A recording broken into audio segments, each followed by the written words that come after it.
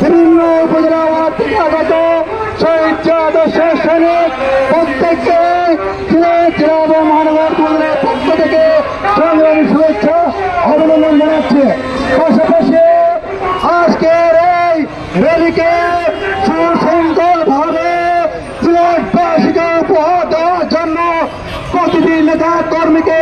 সিলেট জেলা এবং মহানগর উপজেলার পক্ষ থেকে অভিনন্দন মোবারকবাদ জানাচ্ছে। সংগ্রামী সাথীবৃন্দ,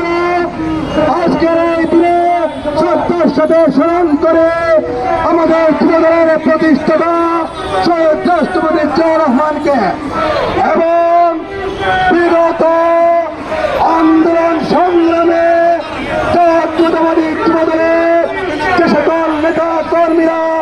নিহত হয়েছেন তাদের আত্মার মাগফিরাত কামনা করে এবং যে সকল নেতা কর্মীরা